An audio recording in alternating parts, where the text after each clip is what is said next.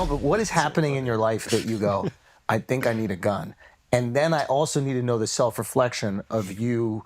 Like, I need to know you in the bathroom going, I just said I think I need a gun. Am I doing the right thing? Dude, so when I graduated college, me and my brother bought a house off this... Philly? No, my older brother, Okay. Kevin. We bought a house off this Irish immigrant in West Philly for $27,000. Wow. What? That was a house. Handshake deal. He was like, I want to move to New York. Like, if you guys just take over the payments, give me $500 a month. I think he owned it outright. Give me $500 a month, and I'll just transfer you the deed when you're done. And it was in like a pretty rough part of West Philly. Like, literally, there was only 4 other houses standing on the block. And then I was on 37th Street. On 38th Street was like an open-air drug market. But the cool part is like, you know, I could live there for $250 a month. Yeah. So it was not a safe neighborhood at all. And I was selling drugs and growing weed out of that house. So I needed a gun. Were any of the dudes that were selling drugs in that neighborhood feeling like you were encroaching on their shit? No. I had learned that lesson a long time ago. To like, I just stayed completely out of the mix. I always had I just rode a bicycle everywhere. I think they thought I was a cop, honestly. Yeah. Sort of guy, because Yeah, I would ride a bike, and I would like, my neighbor across the street was this old lady, and I was like super friendly with her. I'd thought about sending weed packages to her house and then like getting them off her, but I was like, that's. Yeah. Because I used to get them in the mail too. I had a whole thing going there. Yeah. But Would you ever go to the drug farmer market? what's that? The one you're describing, the open air. Oh hell no, dude! That was not for dude, you. A paddy wagon would come like once every 2 months and just snag like 4 of those kids, and then the next day there'd be 4 more kids out there. How legit is the corners thing, like from The Wire? And you said you learned that the hard way. It's not that so much. It's like, okay, so say you're like, Temple's like a great example. Temple University is in North Philadelphia. You get guys up there, like, you know, like hippie kids. They're like, oh, I'm selling weed, but they're living in North Philly. Yeah. So then there's guys out on the block, like real drug dealers out there on the block, and like, you know, they're smoking weed, and these like kids from college were like, hey, I got some weed, man. You want to buy it off me? And they're like, oh, that's awesome, man. And they like, oh yeah, let's come over. And they like, these kids think they're cool, so like we're hanging out with like fucking gangbangers, and then they're just sussing out your setup. Yep. And I was always very good at, like, I would see that because I had already been robbed myself. So I'm going like, dude, I don't know if this guy's your boy like that. He's probably kind of, and then dude, they would, you know, tie people up, go through. So I had kind of witnessed that already. So it was like a couple times too. So I was just kind of like, yeah, dude, like, you got to be careful. So where was your clientele?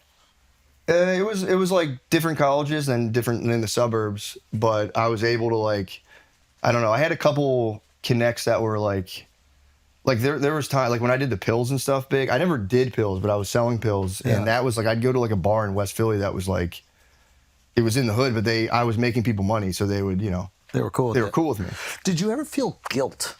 Not till later. That was because I was like 19. Right. And I didn't do pills. And I had a friend who was like, no, they're cool, man. Everything. And like, we just like take them. And then I like watched an apartment. Like there was this apartment complex in Brookhaven that like, there was like all these kids living next to each other, going to like different like local colleges. And I slowly watched how like fucked up they became from opiates. And then I was like, never again. Because I didn't think they were that bad. I was like, oh, like pills, drugs, weed, mushrooms, like people are having fun. And then I like saw like, oh, these are really bad. The pills specifically. Yes. The mushrooms and the weed is kind of guilt-free. It was, for sure. Right, That was like- fine. You just don't want to do high school stuff. That was kind of grinding. Because it's the kids. Yeah. But the pills, and then you get into the opiates, or even like coke, and then it's cut with weird shit, and then God forbid somebody. I've never done coke either. Never done coke. Really? It's disgusting. Coke is so dirty and disgusting. Before the fentanyl. Dude, the people cut it with baby laxatives. There was guys who were like, oh, I shit myself at work because I took coke with baby laxatives. It's like, dude, stop. Stop doing it. But I had a conscience though, man, because I sold coke for a little bit, and I would like, people would come over, and like, it was really funny because they would come right back and be like, I need some more. And I'd be like, you did all that already? Like, what the fuck's wrong with you, man? I'm like, So you felt the addiction. I would be like, dude, you have a problem with this stuff. So I like swore all that stuff off. As you know, again, like 19, 20, I was like, okay, like I got to witness firsthand, like this stuff's bad. Yeah. And then it was just weed and mushrooms from then on out. And could you make good money on the weed? The weed, yeah. The coke is dumb. Like, you can't really, in my opinion, you don't really make that much money unless you're like, risk is probably so much higher. That's what I kind of sussed out early on. I was like, dude, the risk of this is crazy. Yeah. Whereas like weed, you can have a couple pounds and like make way more money, way more low stress. Yeah. But it also, it is bad for you. I never want to glorify it because it's like, it ruins your nervous system. Like every time you leave your house, you're going like, who's that guy? Why is he outside my house? And you're just constantly adrenalized, and it's like, it's bad. Yep. Wait, so what Maybe happened? that's the maybe that's the addictive quality that you're talking about. Kind of is. At first, there's this excitement, like every single day you feel like you're living, and eventually there's this exhaustion that comes to. Yeah. And getting cash too. Like at the end of the day, just being like, dude, look at all this cash I have. Yeah. Like, Yeah. It's just like it all feeds into that It addictive. makes you a liar too, because you have to lie to everybody. Like the less people who know what you're doing, the better chances you have of getting away with it. So then you have to start like lying to everybody in your life about what you're actually doing, because you can't be like, if you're like telling everybody, then they're going to tell people, and you're just going to get in trouble. Did your parents know? Did your brothers must have known? Yeah. My I think my dad he was pretty hip to stuff after a while, because like I was like paying for stuff. I never like was really flashy or anything, but like there was things I paid for that my dad was just like, bro, like how? Like what? Like, And I was telling my mom, I was like, I'm a blogger. I write blogs. It's more shameful than selling drugs. I had paid for like a whole wedding. I was like, I'm a blogger. what were you bringing in a year? What type of money are we talking It's about? always up and down, man. It's like you'd like at the best of it, I would make. There was a period where I would make almost like $4,500 a week cash, and that's, dude, I was like in Tax my free. 20s, That's like tax-free. $500K a year. Yeah, in my 20s, and it was just like. But then again, I'd have it all Tax. stacked up. I'd get robbed, or like you'd mail out money for a package that would get taken, and so I'd be like, I'd have 50 grand, I'd have $0, I'd have 40 grand, I'd have zero. So I would bottom out constantly. You Oh, were wow. growing it or shipping it in? Tried growing it, I stunk. So I grew the worst weed ever. I wrapped that up, and then I was just shipping it in, Okay. or just buying it off people who shipped it in. And, Got it. it was.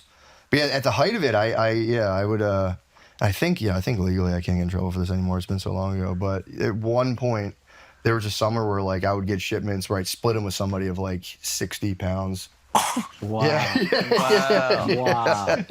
That's nuts, dude. Where do you put 60 pounds of A storage weed? unit. Put it in a Would storage it unit. smell like It's all crazy? triple vacuum sealed.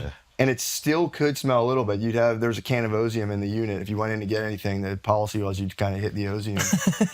And then You're gonna just check out like a just whole walk board. out with a giant duffel bag and be like, doo, doo, doo, doo. Hockey gear. Off to hockey. Yeah. And how many people did you trust with the knowledge of the storage unit? Me and one other person. That's it. Because if that gets out, forget it. You're right? done. Yeah, you're toast. And this guy was like a good friend of yours, Yeah, somebody you you're really solid. trusted. Yeah, you're solid. How hard is it to grow weed? So hard. Really? It's so hard. Yeah, it's like it's not. It's a job. That was my whole thing. Is like I don't want to have a job. And I started You've growing done a weed. great job of your life in your life of not having a real job.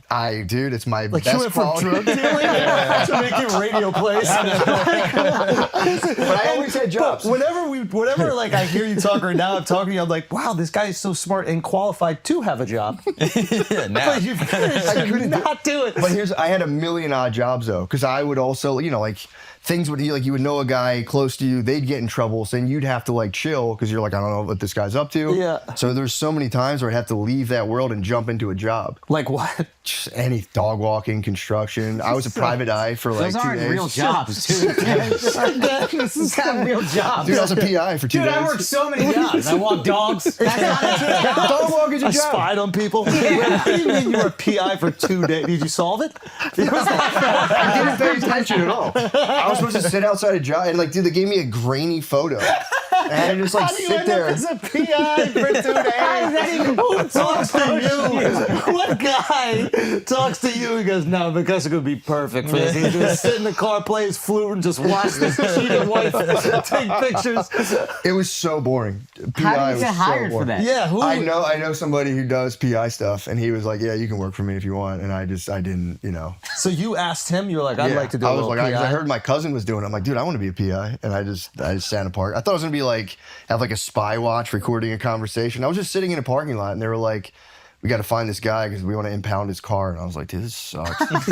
And it was just a grainy photo. I sat outside of like a commercial kitchen. It was like a catering company. I sat outside just like staring at different guys being like, and then the guys would walk by me like, why the fuck are you, what are you doing? It wasn't very private. You're just standing there with a mat. First day on the job. And I would completely zone out and be like, oh, dang, that was supposed to be a shift change. I missed it. And, I was reading a book. I was just sitting there just kind of like,